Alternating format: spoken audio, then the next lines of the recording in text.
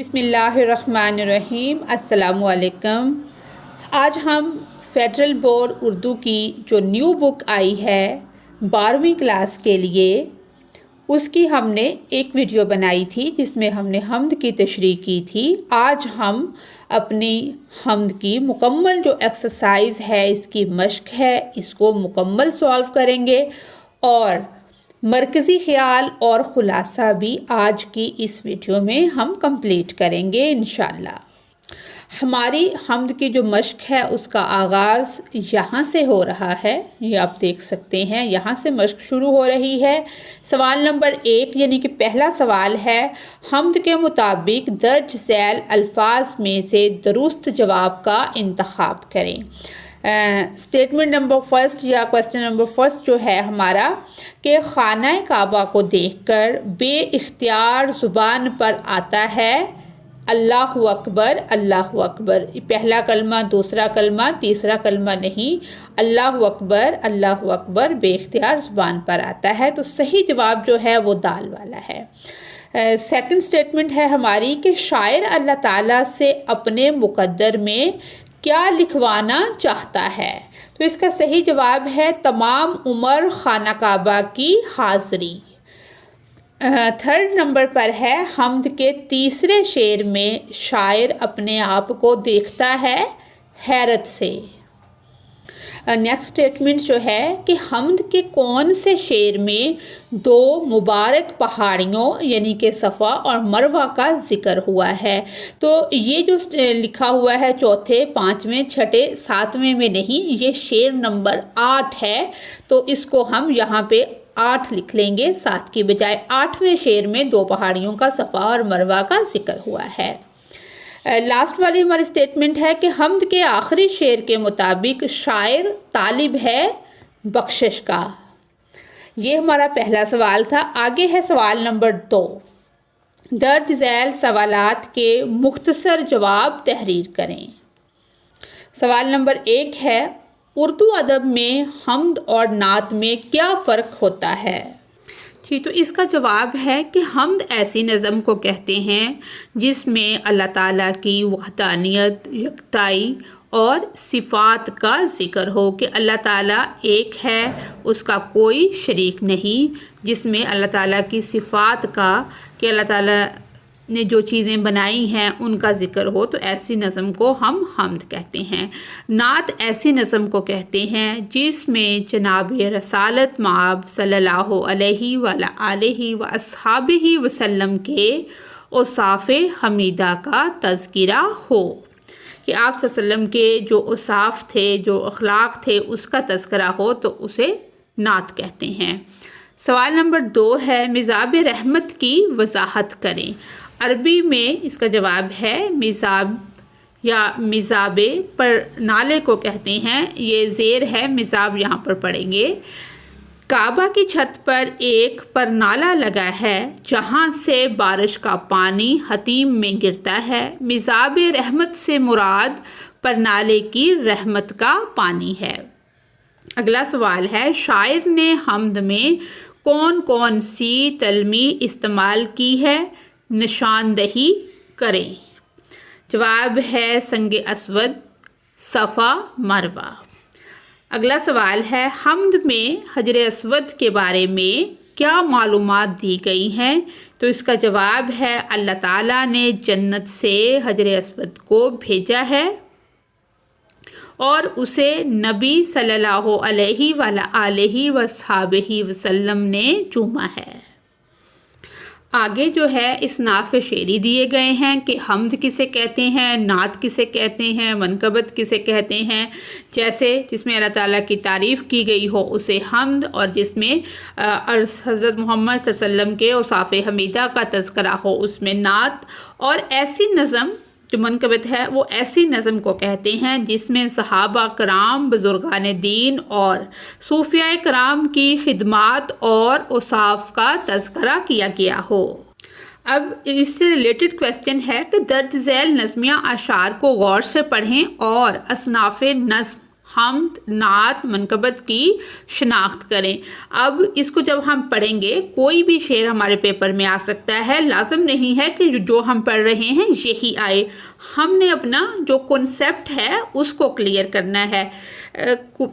کسی بھی چیز کو سیکھنے کا یا پڑھنے کا یہ مقصد نہیں ہوتا کہ ہم اس کو اس لیول تک پڑھیں کہ ہمارا وہ گریڈ کلیئر ہو جائے۔ اب ہم 1 کلاس سے پڑھتے آ رہے ہیں، ہم نے اپنا کنسیپٹ کلیئر کرنا ہوتا ہے۔ ہمارے سامنے ایک محاذ نہیں ہونا چاہیے کہ ہم نے جسٹ گریڈ 12 کو کلیئر کرنا ہے، اچھے مارکس سے پاس ہونا ہے، یہ نہیں ہونا چاہیے، بلکہ جو ایسلو بیس سسٹم ہے وہ بھی اس چیز کو ہی ہائی لائٹ کرتا ہے کہ آپ اپنے کنسیپٹس کو کلیئر کریں۔ اگر آپ کا کنسیپٹ کلیئر ہوگا تو کوئی بھی چیز آپ کے سامنے آتی ہے آپ اس کو سالو کر لیں گے۔ ہمارے سامنے بہت بڑے بڑے محاذ ہوتے ہیں، جو ہماری زندگی ہے یہ بذات خود ایک بہت بڑا محاذ ہے۔ اس کو ہم سیکھتے ہیں اور اس کو عبور کرتے جاتے ہیں، اور سیکھنا بھی چاہیے۔ ہمارا پڑھنے کا یا کوئی بھی کام سیکھنے کا یا کرنے کا یہ مقصد نہیں ہونا چاہیے کہ ہم نے جسٹ اس گریڈ کو کلیئر کرنا ہے یا پاس کرنا ہے یا اچھے مارکس لینے ہیں، بلکہ ہم نے جو چیز سیکھنی ہے وہ آنے والی نسلوں کو بھی ٹرانسفر کرنی ہے۔ اس پوائنٹ آف ویو سے اگر ہم خود کو پریپیئر کریں گے تو گریڈ 5 کیا، گریڈ 9 کیا، گریڈ 12 کیا، ہم زندگی کا ہر مارکا جو ہے، ہر محاذ جو ہے وہ بہت آسانی سے عبور کر سکیں گے۔ تو اس پوائنٹ آف ویو سے ہم نے سیکھنی ہے سب چیزیں کہ کبھی ہمیں وہ چیزیں بھولیں نہ۔ ہمارے سامنے جب بھی وہ چیز آئے تو ہمارا کنسیپٹ جو ہے وہ کلیئر ہو، اور ہم بہترین طریقے سے نہ صرف اپنے پیپر کو اٹیمپٹ کریں بلکہ اپنی زندگی کی کوئی بھی مشکل ہے، کوئی بھی محاذ ہے، اس کا بھی مقابلہ بہترین طریقے سے کر سکیں۔ اب اس میں ہم دیکھتے ہیں کہ کیوں نہ ہو رتبہ بڑا اصحاب و اہل بیت کا۔ کس کا ذکر آ گیا؟ اہل بیت کا ذکر آ گیا۔ پھر اصحاب اہل بیت کا ذکر آیا، ان کے پانی کا ذکر آیا، ان کی کامیابی کا ذکر آیا۔ اب ہماری یعنی کہ جو ڈیفینیشن ہم نے پڑھی تھی تو وہ ہماری ڈیفینیشن یہ تھی کہ ایسی نظم جس میں صحابہ کرام یا بزرگان دین یا صوفیہ کرام کی خدمات یا اوصاف کا تذکرہ۔ تو اس سے صاف ظاہر ہے کہ یہ جو اشعار ہیں یہ منقبت کے ہیں۔ اب اس کے بعد ہم اشعار پڑھتے ہیں کہ شان جلال کس کی عیاں ہے جبل جبل، رنگ جمال کس کا جمع ہے افق افق۔ تو اس میں ہمیں کیا سمجھ آئی کہ جو شان جلال ہے وہ شان تو اللہ تعالیٰ کی ہے، اور وہ رنگ جس کو ہم ہر جگہ دیکھ سکتے ہیں، روشنی میں بھی اور اندھیرے میں بھی، وہ بھی اللہ تعالیٰ کی ہی ذات مبارکہ ہے، اللہ تعالیٰ کی قدرت کاملہ ہے۔ تو اس میں ہمیں کیا اس سے پڑھ کے ہمیں محسوس ہوا کہ یہ حمد ہے۔ اس کے بعد بالکل صاف ظاہر ہے، اے رسول امی خاتم المرسلین تجھ سا کوئی نہیں، تجھ سا کوئی نہیں۔ تو ہماری جو ڈیفینیشن ہے تو وہ بھی اس بات کو بتاتی ہے کہ جس میں جناب رسالت مآب صلی اللہ علیہ وآلہ وصحبہ وسلم کے اوصاف حمیدہ کہ تجھ سا کوئی نہیں، اس میں کیا آیا ہے؟ اوصاف حمیدہ کا تذکرہ آیا ہے۔ تو یہ کیا ہے؟ یہ نعت ہے۔ اب سوال نمبر 4 جو ہے ہمارا وہ یہ ہے کہ درج ذیل نظمیہ کلام پر حوالوں کے ساتھ تشریح کرتے ہوئے تبصرہ کریں۔ اس کی تشریح کی ویڈیو میں آپ پلے لسٹ میں جائیں، چینل کی پلے لسٹ میں آپ کو تشریح کی ویڈیو مل جائے گی، وہاں سے آپ تشریح لے سکتے ہیں۔ تو جو آپ کی اپنی رائے جو تبصرہ مانگا ہے تو آپ اپنے اس پہ کمنٹس دے سکتے ہیں۔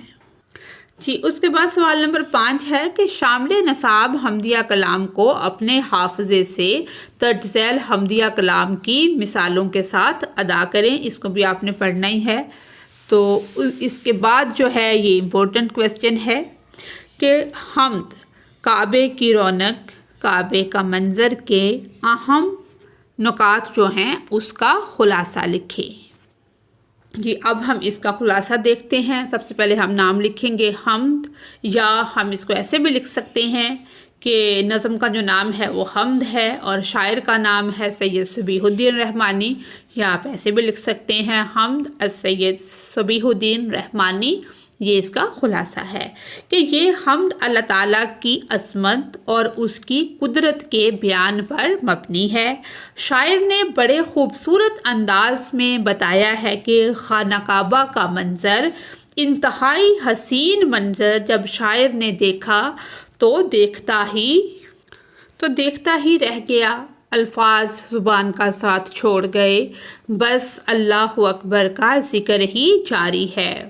شاعر کہتا ہے کہ کائنات کی ہر شے میں اللہ تعالیٰ کی یا اللہ سبحانہ و تعالیٰ کی بڑائی کی صدا سنائی دے رہی ہے، ہر طرف اللہ اکبر کی گونج ہے۔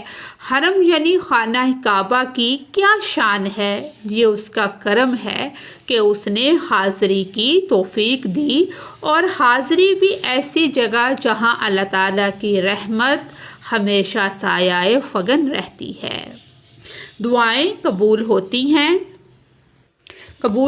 ہیں۔ شاعر حیران ہے کہ اللہ تعالیٰ نے اسے کہاں سے کہاں پہنچا دیا، یہاں تک کہ اپنے مقدس حرم میں بلا لیا، اور جب وہ اپنی خطاؤں کو یاد کرتا ہے تو اس کی آنکھوں سے آنسو بہنے لگتے ہیں، اور دل سے مغفرت کی بخشش کی دعا کرتا ہے، اور حجر اسود، صفا اور مروہ سب اللہ کی قدرت اور کرم کی نشانیاں ہیں۔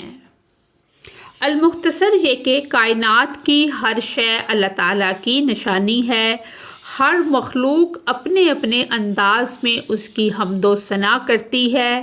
پھر اللہ تعالیٰ کی صفات کا ذکر ہے کہ تمام نعمتیں اللہ تعالیٰ کی ادا کرتا ہے کہ اللہ تعالیٰ نے عطا کی ہیں۔